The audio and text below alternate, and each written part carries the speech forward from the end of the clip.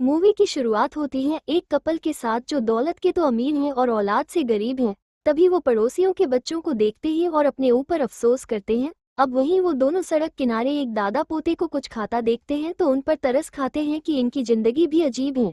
अब रात को उस औरत को वो दादा पोते कार्टून पर सोते दिखाई देते हैं, जिन्हें तरस खाकर वो औरत घर के अंदर ले आती है और खाना पानी देती है।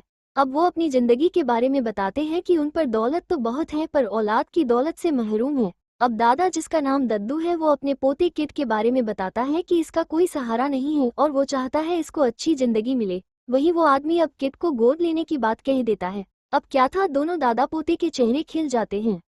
दद्दू राजी हो जाता है, वहीं वो आदमी दद्दू को कुछ रुपए भी देता है। अब आता है सच सामने। असल में जिन दादा पोते को हम बेचारा समझ रहे थे वो थे एक नंबर के ठग। उनका काम था ऐसे ही फैमिली को फंसाना और फिर रात में पूरा माल लेकर रफू चक्कर हो जाना। अब रात में किड सारा माल लेकर दादा के साथ भाग जाता है। आगे दिखाते हैं कि वो उस माल को लेकर खूब मौज मस्ती करते हैं और दादा शराब में उड़ा देता है, वहीं पोते को पीने से मना करता है। अब कुछ दिन में सारा माल उड़ाकर फिर से नए शिकार की तलाश में निकलते हैं। दादा का काम था फैमिली की रेकी करना कि कौन बच्चे के लिए इमोशनल है, बस उसे ही ठगना है। अब दद्दू एक घर के पास पहुंचता है जो किसी अमीर आदमी का लग रहा था और वहीं दद्दू घर को ऐसे देखने लगता है जैसे आज ही पूरा माल लूट लेगा। तभी एक फैमिली बाहर आती है जो देखने से ही मालदार लग रही थी। अब वो एक महंगी कार लेकर वहां से निकल जाते हैं और उनके जाने के बाद दद्दू पूरे घर का माहौल समझने लगता है। सब कुछ जाने के बाद वो यहीं अपना जाल बिछाने के लिए फिर से फकीरों के कपड़े पहनकर उस घर के सामने किड के साथ बैठ जाता है। अब कुछ ही देर में घर की मालकिन आ जाती है और उन्हें तरस की निगाहों से देखकर अपने घर में ले जाती है जहां किड को खूब खाना मिलता है। वहीं दद्दू अब वही पुरानी कहानी सुनाने लगता है कि इसको मैं अच्छी जिंदगी देना चाहता हूं पर मजबूर हूं और इसकी देखभाल अच्छे से नहीं कर पा रहा हूं। अब उस औरत को भी अपनी कहानी बताने का बहाना मिल जाता है कि वो भी बहुत अकेली है और वो किड के साथ साथ दद्दू को भी घर में जगह दे देती है। पर ये ठग मानने वाले कहाँ थे, वो रात होते ही सारा माल समेटते हैं, भाग जाते हैं। हालांकि ये सब देखकर और औरत को अपने आप पर तरस आता है कि वो फिर से अकेली रह गई। वहीं दद्दू माल पाकर किड के साथ झूमने लगता है। अब वो फिर से माल पाकर अपनी मौज मस्ती शुरू कर देते हैं, शराब, नाच गाना और महंगे होटल में रात बिताना। इस बार किड से दद्दू कहता है कि एक बार अच्छा हाथ लग जाए तो ये काम छोड़कर शरीफों की जिंदगी गुजारेंगे। साथ ही कहता है अगर मैं अपने बुढ़ापे से मजबूर न होता तो किड को बिल्कुल ये काम नहीं करने देता।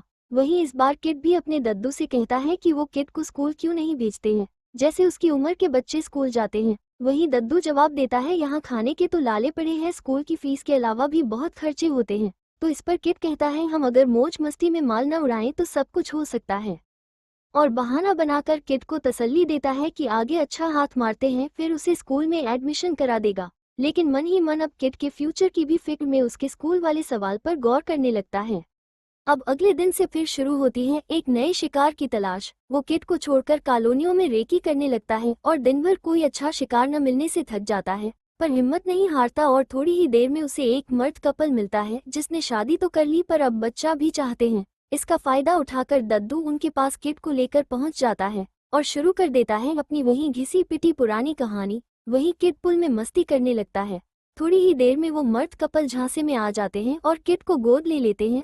हालांकि इसके बदले में वो दद्दू को रकम भी देते हैं, पर ये ठग दादा पोते कहाँ मानने वाले थे। जैसे ही वो अपना खेल शुरू करते हैं पर इस बार वो कपल उन्हें भागता देख लेते हैं और पीछा करते हैं। अब भागते में इस बार किड को एक गाड़ी चोट पहुंचा देती है। हालांकि वही कपल किड को हॉस्पिटल में भर्ती कराकर इलाज कराते हैं और बाहर आकर दद्दू को बहुत भली बुरी सुनाते हैं। और दद्दू इस बार भी अपनी चालाकी से बहाना लगा देता है कि वो अपने पोते को बहुत मिस कर रहा था और साथ ही उनके रुपए लौटाता है। पर वो कपल उसके मुंह पर वो रुपए फेंक कर चले जाते हैं, पर उन्हें कहाँ मालूम था कि उनका माल भी साफ हो चुका है। उनके जाने के बाद दद्दू जाने का नाटक करता है तो वहीं किड आकर कहता है दद्दू हो गया बहाना कामयाब और फिर से शुरू होती है माल के साथ मौज मस्ती। फिर से महंगे होटल में ठहरते हैं, साथ ही अपनी कामयाबी पर एक दूसरे को शाबाशी देते हैं और अब अगले दिन उस शहर को छोड़कर दूसरे शहर पहुंच जाते हैं जहां दिन भर मस्ती करने के बाद में अब शाम को एक बीच पर ही बैठ जाते हैं। पर अब किड दद्दू से सवाल करता है कि दद्दू आखिर कब मोटा हाथ लगेगा और कब से मैं स्कूल जाऊंगा। दद्दू कहता है बेटा सब रख और इस शहर में हमें जरूर कोई बड़ा शिकार मिलेगा, जब तक हमें अपने काम को चालू रखना होगा। और साथ ही वादा भी करता है कि मोटा हाथ लगते ही वो कोई काम करेगा और किड को स्कूल भेजेगा। इस झांसे के साथ ही थोड़ी ही देर में किड वहीं सो जाता है और दद्दू के दिमाग में किड की बातें डोलने लगती हैं। वहीं दद्दू अब सोच में पड़ जाता है और पिछली बातें याद करने लगता है कि कैसे उसने किड को पाला है, और हमें फ्लैशबैक दिखाते हैं कि दद्दू ने क्या क्या परेशानियां उठाई हैं, पर वो काफी नहीं थी। अब यही हमें मालूम पड़ता है कि जब तक दद्दू में दम था तो उन्होंने खूब काम किया था, और जब शरीर ने साथ छोड़ दिया तो मजबूरी में ठगी का काम अपनाना पड़ा था। अब दद्दू के दिमाग में जो चल रहा था वो हमें आगे मालूम पड़ेगा।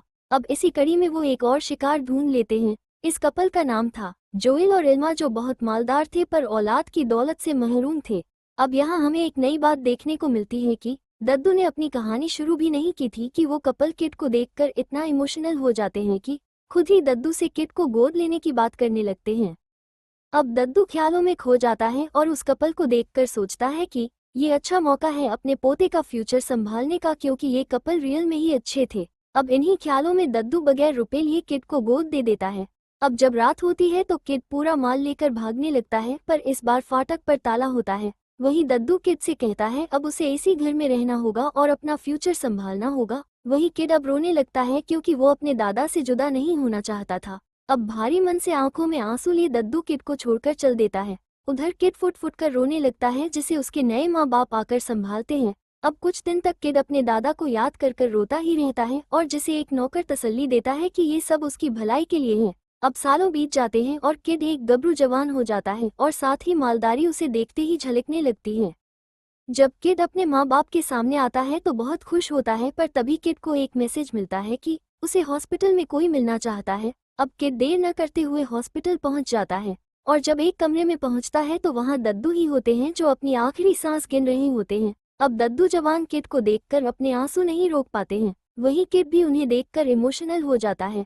वहीं दद्दू किड को देखकर बहुत ज्यादा खुश होते हैं।